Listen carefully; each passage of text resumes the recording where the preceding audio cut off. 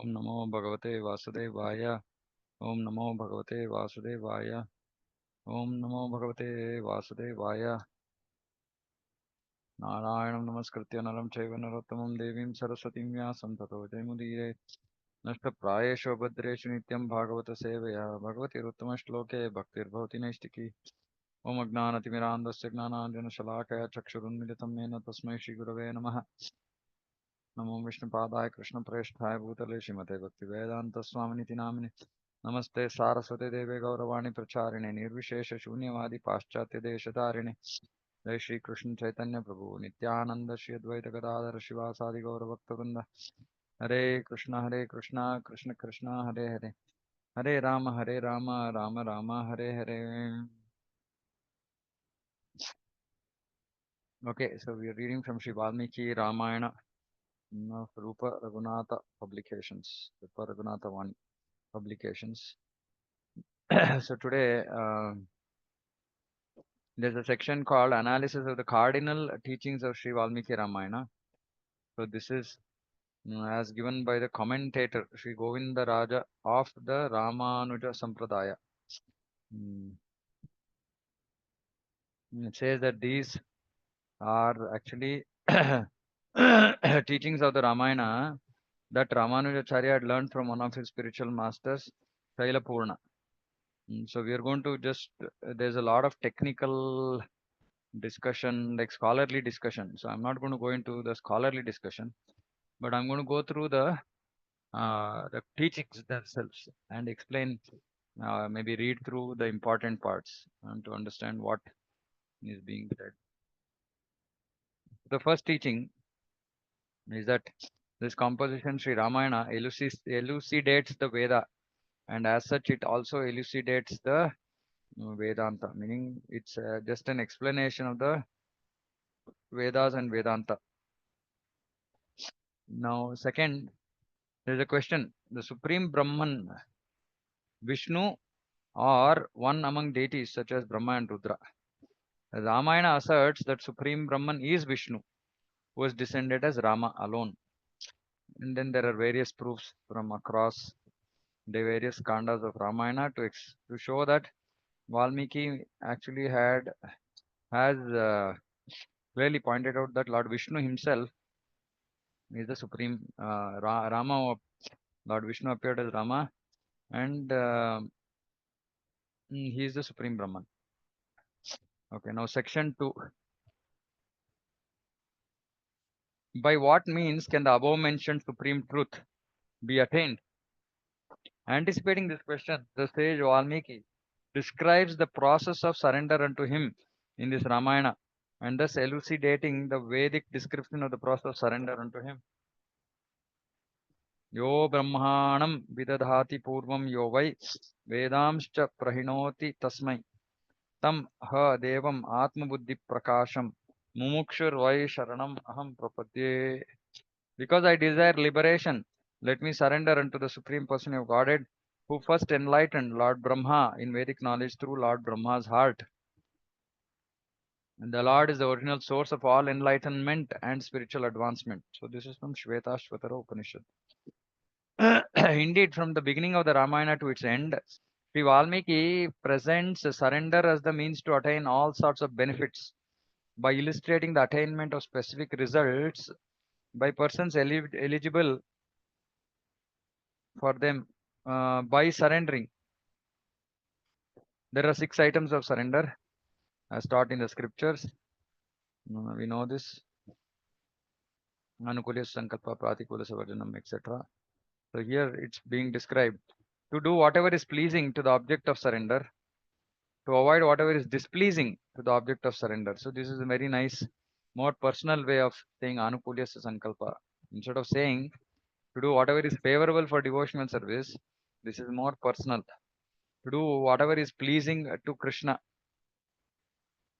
to avoid whatever is displeasing to Krishna, to have great faith that the object of surrender will protect the surrendered soul, that is, will grant the result desired by the surrendered soul and protect the surrendered soul from obstacles to the fulfillment of their desired result. This is Rakshishati Vishwaso. that he will protect and give us the result of our surrender, which is to obtain him. For to beseech the object of surrender to protect him. Like we see in all of Krishna Leela also. The devotees, when they get into trouble, simply they call out for Krishna to beseech. Just call him out. Pray for him for protection. Rakshishati tva iti vishvaso. Mm, Goptritve varnam tata. He is the protector. Atma nikshepa. To submit to oneself completely, that is to give up the consideration of submitting unto anyone else, meaning only surrendering to Krishna, not to anyone else. And uh, karpanya, to submit oneself helplessly. So this is also very nice, very beautifully written. So whatever is do whatever is pleasing to Krishna, to avoid whatever is displeasing to Krishna, to have great faith that Krishna will protect me and will grant the desired result. Mm, mm, and protect me from all obstacles to fulfillment of the desired result. Mm, and to beseech him, to protect him, uh, submit oneself completely. That is not even thinking of submitting to anyone else, and to submit oneself helplessly. Very nice. This is what technically is referred to as Saranagati or surrender. And the various aspects of the process of surrender are set out below with reference to incidents described in the Ramayana. At the beginning, Sri Valmiki describes the Supreme Master and Lord of all as waiting for the opportunity to protect his surrendered devotees. As soon as the Devas surrender unto him and beseech him to save them from the torments of Ravana, he became brilliant in satisfaction, thinking, I have now got the opportunity to protect those who have surrendered unto me, and appeared with his weapons for protecting them, and stood amidst them fully ready to award them protection from any danger. So this is in the first beginning only, first canto. There's a verse, translation is as follows. At this time, the greatly effulgent Lord of the universe, Lord Vishnu, bearing in his hands a conch, discus, and mace dressed in yellow cloth, appeared. At that time, the Devas, headed by Brahma and Rudra, surrendered unto Lord Vishnu, begging him to award them the result of killing Ravana. In the Ramayana, the sage Valmiki also describes in detail how persons such as Trishanku and Sunashepa surrendered unto persons such as Vishwamitra. He does this to point out that the highest duty is to award protection to a surrendered soul, and that if one surrenders unto a person who is fully capable of awarding desired protection and who is compassionate upon the surrendered soul, such surrender will invariably lead to the desired success. So, the highest dharma mm, is to award protection to a surrendered soul. Now, since the Lord Supreme Lord actually follows dharma, so the highest dharma for him also is to protect a surrendered soul. So that means that we don't have to doubt whether Krishna will protect us or not. No, if we surrender to him, he will protect. It is his highest dharma. And whom should we surrender to? You should surrender to one who is fully capable of awarding the desired protection and who is compassionate. So somebody might have the capability to award desired protection, but he might not be compassionate. So he might not, even though he's capable, he might not protect. So we require two qualities in the object of surrender. One is that he should be fully capable of protecting, and he should also be compassionate, meaning he should be willing to protect. Mm. So one who has these two qualities, we have to surrender to him. Sri Valmiki also points out that while surrendering unto the Supreme Lord, one must first submit to his consort, who mediates between the surrendered soul and the Lord, and pleads for his mercy upon the surrendered soul. So from Ramayana it said, holding his brother's feet tightly, the greatly famous Lakshmana, the beloved descendant of Raghu, spoke to Sita and Raghava of great resolve. So we have to first submit to his consort. So we have to submit to Sita Devi, Radharani. Bharata surrendered unto Rama, desiring the result of Rama's coronation as the king of Ayodhya. But it appears that Ramachandra did not fulfill Bharata's desire, though he surrendered unto him. Why is that? In this situation, Rama had come out of Ayodhya to grant the result of the Devas' surrender unto him when they had beseeched him to kill Ravana. Therefore, Lord Rama gave Bharata his sandals as his representative, thus making his surrender unto him fruitful. And after fulfilling the cherished desires of the Devas, he returned to Ayodhya and coronated himself as the ruler. Therefore, one cannot object that surrender unto him can be fruitless. Next point. At Dandakaranya, the residents of the forest surrendered unto Rama to destroy the evil opponents.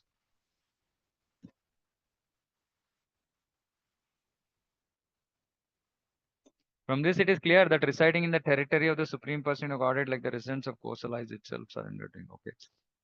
Point 7. While describing the incident of the crow who had bitten Sita Devi and at whom Lord Rama had hurled a Brahmastra, the sage shows that simply offering obeisances unto the Lord is surrender unto him.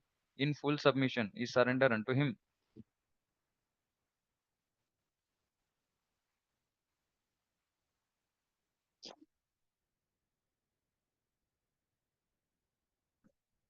Rejected by his mother and father as well as the demigods and the great sages, Jayanta, who was actually the son of Indra, in the form of the crow, went around the three worlds and finally fully surrendered unto Rama, the descendant of Kakutstha, which is Rama, the object of shelter for all.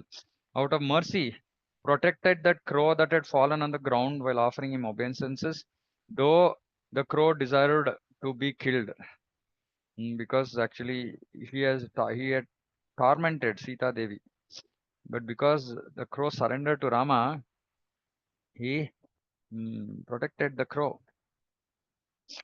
When Sugriva had offended Lord Rama by not searching for Sita after Vali was killed, surrender is again described as joining one's palms in supplication. Hanuman to Sugriva. Indeed, I do not see any way for you to atone for your offense unto Lord Rama, except by joining your palms in supplication and seeking Lakshmana's forgiveness and favor. So, what are we trying to, what are we understanding here? That one is, so there is discussion about surrender and Valmiki Ramayana, various places. There's description about how to surrender, different ways to surrender, and that we should only surrender to the Supreme Lord. And the Supreme Lord, because he's capable of protecting and also compassionate, so he is the right object of surrender. Mm. Even Brahma, Rudra, Devatas, everybody surrendered to the Supreme Lord. Mm. And before surrendering to Supreme Lord, first we have to surrender to his consort. Surrender is never fruitless. Like in Bharata's case, it looked like he surrendered unto him and called him back to become the king of Ayodhya. But he did not do that. But he sent his Paduka, which was equivalent, right? So residing in the Dhama of the Lord is itself surrender. Mm. Simply offering obeisances unto the Lord in full submission is surrender. Just joining palms in supplication and sincerity is surrender. So far, this much we have understood. The author Valmiki informs us through the following words of Sita Devi that surrender unto the Supreme Lord means being favorably disposed to him in submission. Favorably disposed to him in submission to Ravana. If you want safety and do not want a dreadful death, establish a useful friendship with the Supreme Person Rama. He knows Dharma and is affectionate to those who surrender unto him. Therefore, if you wish to live, become friendly towards Rama. Please him. He is affectionate to those who are surrendered unto him. So Sita Devi tells Ravana. Hmm. Sage Valmiki points out that before surrendering unto the Lord, one should abandon the association of those who oppose such surrender. This can be seen in Vibhishana's surrender.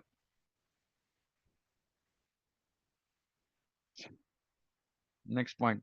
When Rama wanted to cross the ocean, he surrendered unto the presiding deity of ocean in order that the ocean would part and he and his army of monkeys could walk to Lanka. Though this act, through this act, it is pointed out that one should not consider an eligible person to be ineligible or an ineligible person to be eligible. Vibhishana surrendered unto Lord Rama as soon as he left Lanka, a place of impurity. Authorities state that Rama's surrender unto the presiding deity of the ocean did not yield his desired result because he had surrendered to someone who was not competent to avoid the desired result and compassionate and to the supreme surrendered soul. Hmm.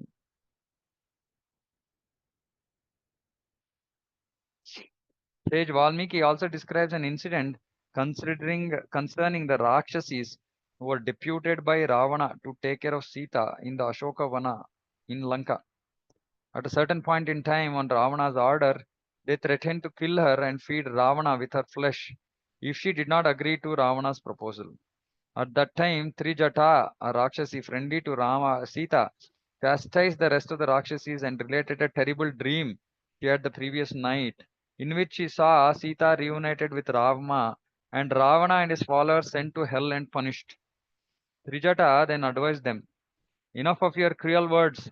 Console her. I think we should beseech Vaidehi to protect us. I saw the dream that I related because she has been put to distress.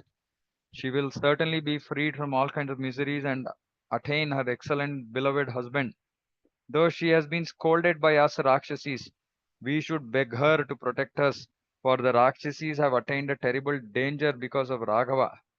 Why hesitate to ask her this when we humbly submit to Maithili, the daughter of Janaka, and make her happy? She alone will be able to protect the Rakshasis from the great danger befalling them. Later, after Ravana was killed, Rama sent Hanuman to Sita Devi, informing her of his good news. At that time, Hanuman expressed his desire to torment and kill all those Rakshasis who had tormented her. But all these Rakshasis were protected by Sita simply because they had acted on Trijata's advice.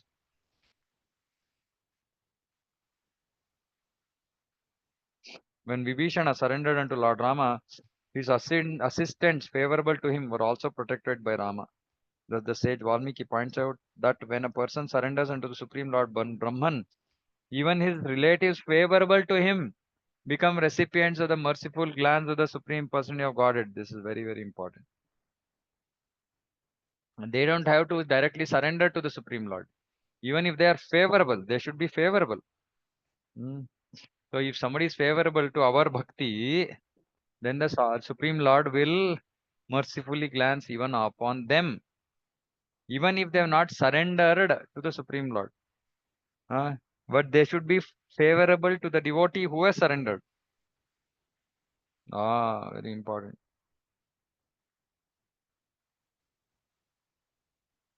Hmm.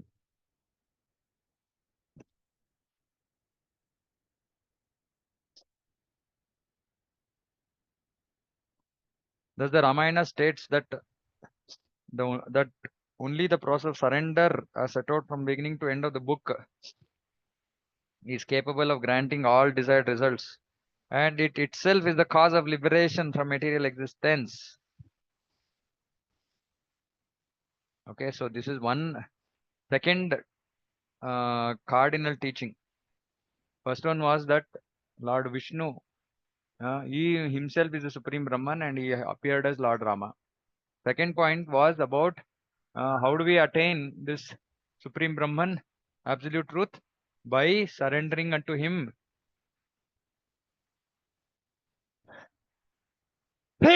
Krishna, sorry, by surrendering unto him in full submission, and various forms of submission is just by one of the things which has not been mentioned here is just by telling the Lord, as Vibhishana does, saying that, "Oh Lord, I am yours." Surrender. Just by surrendering to the consort of the Lord, just by folding one's palms, just by offering obeisances. Mm,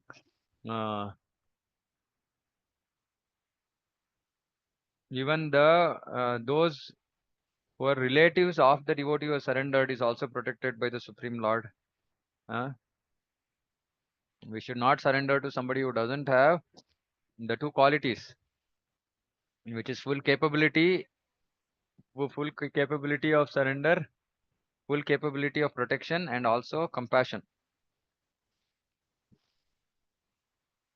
Okay, so these are all various aspects of surrender. Now, section 3.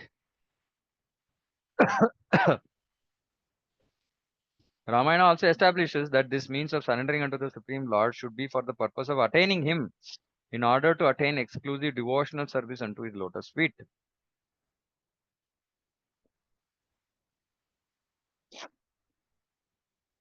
Not for any other purpose.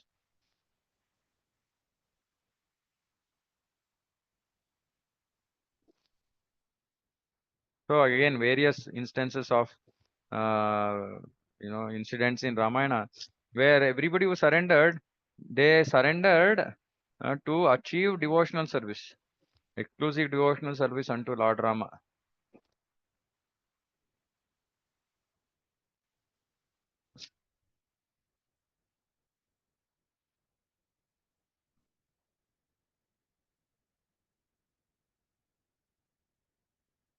Okay.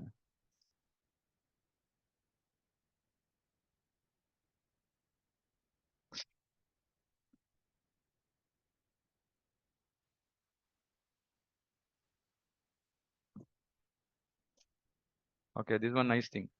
When Jayanta, the son of Indra, in the form of a crow, surrendered unto Rama, begging for forgiveness for his offense of biting Sita Devi, uh, Rama granted him his life. So he begged for his life. Crow, so Rama granted him his life. Thus the crow surrender unto Rama yielded his desired result. Now, but still, Rama discharges Brahmastra weapon on the crow. Why did he do that? Though he granted him life, but still he discharged Brahmastra. Rama discharged Brahmastra in order to subdue him. He did this out of compassion upon the crow in order to discipline him so that such evil behavior does not reoccur on his part due to his offensive propensity. So this is very, very important. I mean, this is like amazing. So okay, so I'm going to discuss this point slightly. See, it is said that Diksha Kale Bhakta Kare Atma Samarpan. Okay, so this is my realization. At the time of initiation, a devotee must surrender unto the Guru. If a devotee has come to that stage of surrender, it is not required that he has to wait till initiation. Even before that, once a devotee decides to accept somebody as a spiritual master and is also been accepted by that spiritual master, and he surrenders mentally, he surrenders and ready to accept whatever instructions given by the Lord. Please understand, this life changes at this point of time, because the devotee is surrendering fully, utterly meaning without it, and no going here and there, no exceptions, nothing, right? Completely, he surrenders. So he is doing Atma Samarpan. He is actually surrendering to the Guru. Surrendering to the Guru is not different from surrendering to Krishna. So at that point of time, actually, the Lord accepts our surrender. And Krishna is saying, Sarva Dharman Parityaja Mamekam Sharanam Vrajam Tvam Sarva Papebhyo Mokshayami. So technically, all our sins are eliminated, eradicated. All sins are destroyed. But still, devotees will experience suffering in life. But this suffering is not a result of our karma phala, though it might look like that. Like it's very clearly being told here. Lord Rama himself discharged a Brahmastra at the crow, which had surrendered unto him. So it might seem adharmic. No. But because it was out of compassion, that in order to discipline him, please see this, this is very powerful. In order to discipline us, so that our evil behavior does not reoccur due to our offensive propensities. So all of us have offensive propensities. So though we might have, just fortune, just by good fortune, somehow we just decided to surrender to Guru and Krishna sincerely, uh, utterly, submissively, completely, right? But still, it's not that our offensive propensities have gone off. Now we have surrendered, but then we have all these offensive propensities. We have evil behavior. We have asadu behavior, a behavior which is not for asadu. Now, but all these have to go. How will it go? Generally, people, when they go through some kind of suffering, they correct themselves. They change themselves to the better.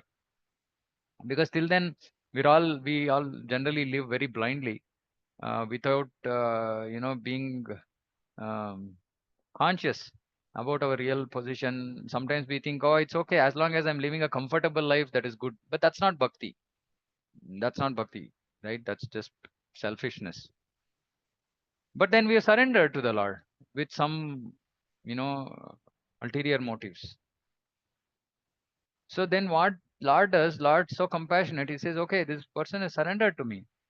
But he has all these unwanted propensities. No, all this has to be cleaned. But the devotee himself doesn't have any karma phala to suffer. So what does the Lord do? The Lord creates some situations in order to discipline us. So please understand that if we have some suffering, it just especially for a surrendered soul. If a devotee has utterly surrendered to the Supreme Lord with full sincerity, seriousness, the suffering he is undergoing is simply mercy of the Supreme Lord, compassion of the Supreme Lord to remove all offensive propensities, obstacles that are going to prevent us from achieving the Supreme Lord. Because of our previous lives, previous desires, vasanas, our propensities, the Lord is taking it away by teaching us, by giving us difficult lessons. Difficult. See, this we always have to understand. Saying that, always say that, when the Lord gets involved in our life, the result is the absolute, perfect. Meaning we'll achieve the topmost destination, topmost goal. But it might be hard. We might go through difficulties which we might find it difficult to deal with. But a surrendered soul will, so once we surrender, it's not like we understand all of Shastra, right? But we surrendered. Just like I said, it's just some good fortune from some Agnata Sukriti or some our previous bhakti, whatever. We just simply, without thinking too much, we just surrender to Krishna, which is great. But then we don't know, we don't have a clear understanding of Shastra. So then what we do when we are in difficulty, we go to devotees, more advanced devotees, and talk to them and help them, give them information about what we are going through, etc. And those devotees will give us the direction, which is what the Supreme Lord wants us to take. By taking that path, the reason why the Supreme Lord actually created such a situation in our life, what is the reason is to remove some offensive behavior in us. So by following that instruction, we will achieve the goal that the Lord set out to do. So which means that when we are in difficulty, that is why Rupa Goswami says in Upadeshamrita, Guhyam Akhyati Pruchati. You go to somebody, one advanced devotee who is more advanced than you, who has understanding of Shastra, and surrender unto him and share the details of your life when you're in difficulty. Of course, it's not that you have to wait only for that, but absolutely when you're in difficulty, because the devotee will then give you the direction that you have to follow. By following that direction, you will achieve, you will overcome that offensive behavior, which was The eradication of that offensive behavior was the only reason why the Lord allowed some particular incident to happen in your life. For example, if somebody is too attached to material life, too attached, then they can't go back to Krishna. But they've surrendered to Krishna. Then what happens? Uh, Krishna says, Harishye tad dhanam shanai. I will take away whatever the devotee has to which he is attached. So somebody is attached to money, Krishna takes away money. If somebody is attached to family, Krishna takes away family. But the Krishna doesn't take away. He can give it back. It's not like a karma phala. He can give it back, provided we have learnt and we have overcome that anartha. It's very, very powerful. I mean, I can go on speaking on this. It's just the most important thing we should understand, because I see many devotees, especially in our, at least in various circles, that we are preaching. I see many devotees are super sincere and really surrendered, really. As in, um, it's not some, part-time surrender or half surrender, nothing. They're fully surrendered, right? I can see that. I can see their surrender. Many times I get inspired by looking at their surrender. Right now, such devotees, and I know many of such devotees are even at the current moment of time going through various difficulties. This is the way we have to look at our difficulties. Please understand this. This will help all those devotees who are going through trouble to give up their, all of them are in distress, going through difficulty, and obviously things like, why I am only having to suffer all this, that, and all that. All these usual thoughts are coming. Please understand, this is just Supreme Lord's mercy, compassion on you to bring you closer to Him, because there is some anartha in you that is preventing you from, that will prevent you from going to Him. And the Lord is just mercifully taking it away, bringing you to a more advanced platform by putting you through this suffering. Please understand this. Don't become disgusted, don't become disappointed, don't become frustrated. If you surrender to the Lord, Lord is simply reciprocating your surrender by giving you this difficulty. I mean, this is just like I had read here and there, but such crisp, clear presentation in one paragraph is just simply amazing. See, this is similar to Rama's discharging an arrow using Lord Vishnu's bow at Parashurama. Now, Parashurama is a Shaktavesha avatar. But Rama still discharged the arrow at Parashurama. Why? He did this only to remove his unsubmissive attitude towards Rama. And so he discharged it at the pious credits accumulated by Parashurama that were unfavorable to the attainment of his liberation. This is so amazing.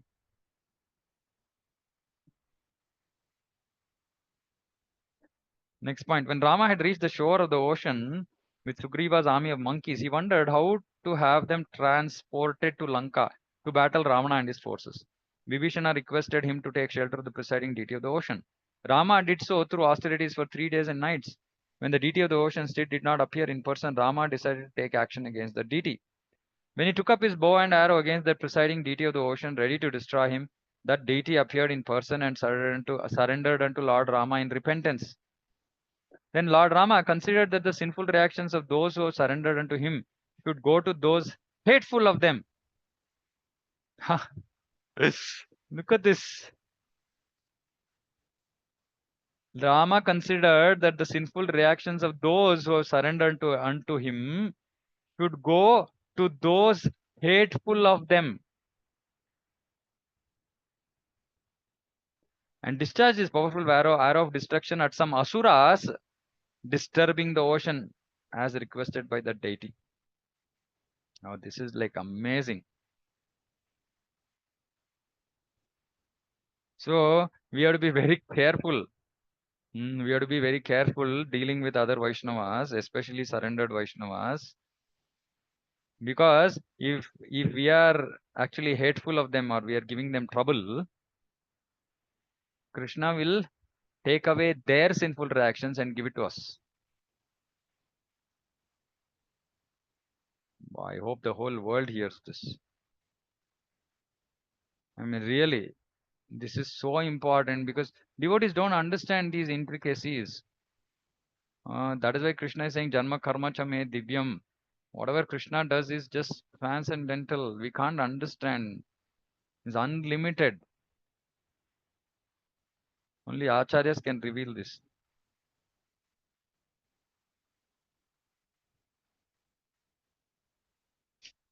Hmm.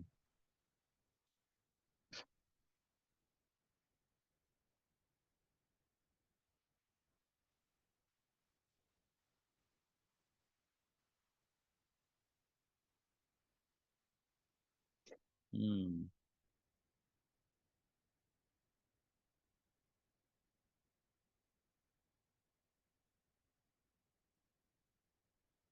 Okay.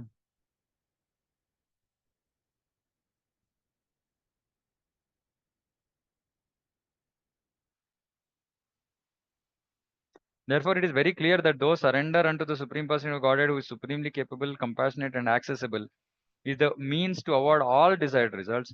Its primary result is liberation in the form of uninterrupted and everlasting devotional service to Him. That is the primary result. When it is executed by those specially qualified for it, and that all other results are merely incidental. Amazing.